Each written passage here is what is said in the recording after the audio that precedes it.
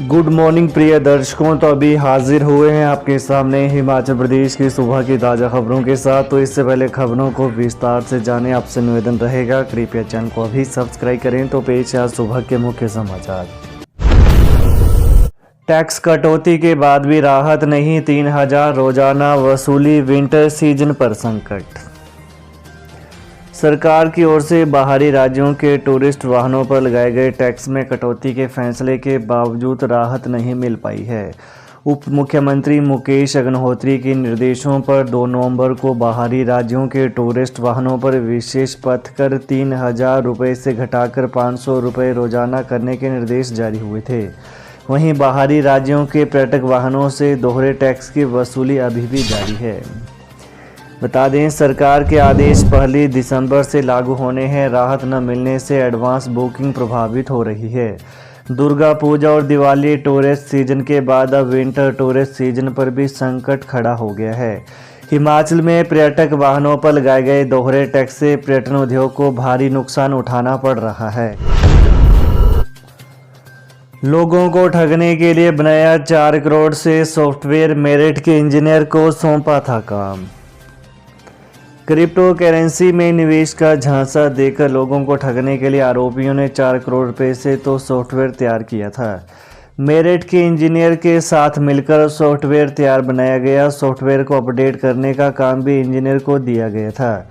इसके लिए इंजीनियर को 2 करोड़ रुपए दिए गए। मामले में गिरफ्तार आरोपियों से पूछताछ के दौरान यह खुलासा हुआ है। एसआईटी का मानना है कि क्रिप्टो करेंसी ठगी मामले में 4 अन्य कंपनियां बनाई गई हैं। वहीं सॉफ्टवेयर का प्रशिक्षण लेने के सिलसिले में इंजीनियर कई बार दुबई भी गया है। इसके बाद आरोपी ने डिजिटल करेंसी का पूरा खेल समझा। हिमाचल सहकारी बैंक 25 नई शाखाएं खोलेगा। सालाना अधिवेशन की बैठक में दी जानकारी। हिमाचल प्रदेश राज्य सहकारी बैंक 25 नई शाखाएं खोलेगा। यह जानकारी 98वीं साधारण अधिवेशन की बैठक बैंक के अध्यक्ष देवेंद्र श्याम ने दी। उन्होंने विश्वविद्यालय परिसर समरहिल में बैठक की अध्यक्षता की। देवेंद्र श्याम ने बताया कि बैठक में प्रदेश भर से सहकारी सभाओं से जुड़े बैंक के 104 प्रतिनिधियों ने भाग लिया। केंद्रीय विश्वविद्यालय में 2 वर्ष बाद होंगे छात्र परिषद के चुनाव। 6 दिसंबर को होगा मतदान। हिमाचल प्रदेश केंद्रीय विश्वविद्यालय में 2 वर्ष बाद अगले माह छात्र परिषद चुनाव होंगे। इन छात्र संघ चुनावों के लिए मतदान प्रक्रिया 6 दिसंबर को सुबह 9 से शाम 4 बजे तक होगी। इसके अलावा 12 स्कूलों और केंद्रों में अध्ययनरत विश्वविद्यालय के 2392 विद्यार्थी मतदान में हिस्सा लेंगे।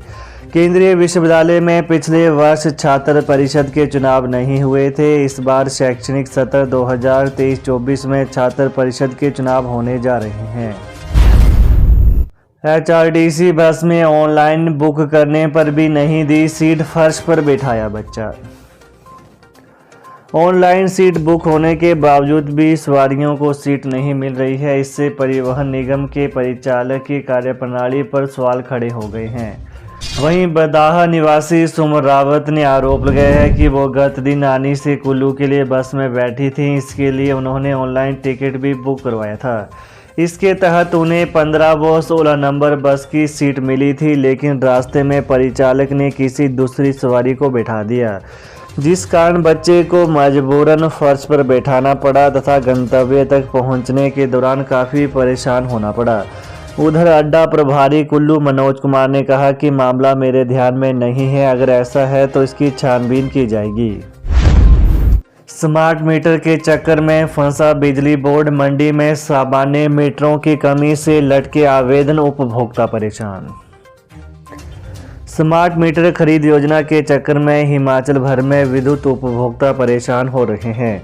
प्रदेश भर में इस समय हजारों आवेदन लंबित पड़े हुए हैं, लेकिन विद्युत मीटर न होने के कारण इन्हें बिजली बोर्ड कनेक्शन नहीं दे पा रहा है और जैसे तैसे जुगाड़ से काम चलाया जा रहा है। अकेले मंडी जिला में ही नए विद्युत मीटर लगाने के 7000 कनेक्शन पेंडिंग पड़े हुए हैं।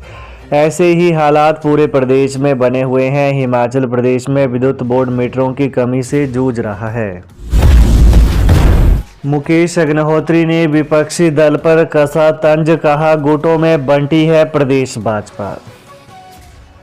भाजपा नेताओं में एक दूसरे से आगे निकलने की होड़ मची हुई है। यह बात उप मुख्यमंत्री मुकेश अग्निहोत्री ने पिछले कल ऊना में जारी प्रेस बयान में कही। उन्होंने कहा कि प्रदेश भाजपा कई गुटों में बंट चुकी है, यह उनका अंदरूनी मामला है। कांग्रेस सरकार जनता की सरकार है। जनता को मूलभूत सुविधाएं जुटाने के लिए हर संभव प्रयास किया जा रहा है। उन्होंने कहा कि सरकार को बने 1 वर्ष का समय होने वाला है। सरकार ने बेहतर निर्णय लिए हैं और जनता को लाभान्वित किया है। प्रदेश में आई आपदा के दौरान कांग्रेस सरकार ने अच्छा काम किया, लेकिन आपदा की घड़ी में भी भाजपा नेता राजनीति करने का काम करते रहे। उप मुख्यमंत्री मुकेश अग्निहोत्री ने कहा कि कांग्रेस ने जो वादे किए थे उन्हें पूरा किया जा रहा है।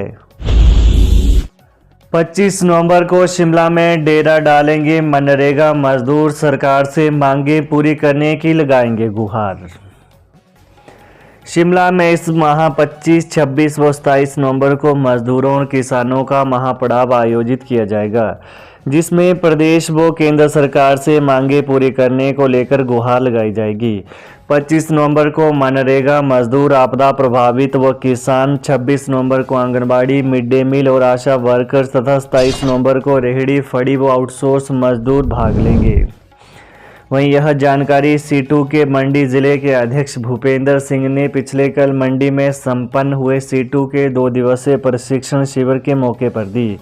उन्होंने कहा कि केंद्र सरकार ने मनरेगा का बजट कम कर दिया है, जिस कारण जॉब कार्ड धारकों को काम नहीं मिल रहा है। वहीं सुखू सरकार ने राज्य श्रमिक कल्याण बोर्ड के लाभ रोक दिए हैं। डिपो में धड़ाधड़ बिक रहा ग्रोसरी कॉस्मेटिक का सामान, प्रदेश में 6 महीने में 16 करोड़ 98 लाख रुपए की सेल। प्रदेश के सस्ते राशन के डिपो में ग्रोसरी व कॉस्मेटिक का सामान धड़ाधड़ बिक रहा है। स्टेट सिविल सप्लाईज कॉरपोरेशन ने पिछले 6 माह में डिपो के माध्यम से ग्रोसरी व कॉस्मेटिक के सामान की 16 करोड़ 98 लाख रुपए की सेल की है। ग्रोसरी व कॉस्मेटिक सामान बेचने में एरिया ऑफिस हमीरपुर प्रदेश भर में टॉप रहा है, जबकि एरिया ऑफिस मंडी सबसे निचले वाले पायदान पर है। डिपो में लोगों को प्रिंट रेट से 8 से 15% कम रेट पर सामान बेचा जा रहा है। तबादले के बाद जल्द ज्वाइनिंग नहीं देने वालों पर होगी कार्रवाई, बिना ठोस कारण काम न संभालने पर निलंबन।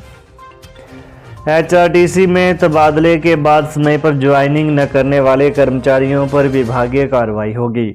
यदि बिना किसी ठोस कारण व प्रबंधन को विश्वास में लिए बिना कोई भी कर्मचारी, चाहे वो चालक, परिचालक हो या अन्य, तय समय पर ज्वाइनिंग नहीं करता है तो निगम प्रबंधन उन्हें निलंबित भी कर सकता है। हाल ही में 2 परिचालकों को निलंबित भी कर दिया गया है। प्रबंधन के ध्यान में आया है कि तबादला होने पर कर्मचारी तय समय पर ज्वाइनिंग ही नहीं देते हैं, वो राजनीतिक जुगाड़ लगाकर अपना तबादला रुकवाने में लगे रहते हैं। तो ये हैं सुबह के मुख्य समाचार। तो प्रदेश की ताज़ा खबरों को जानने के लिए कृपया चैनल को अभी सब्सक्राइब करें। धन्यवाद। जय हिंद, जय हिमाचल।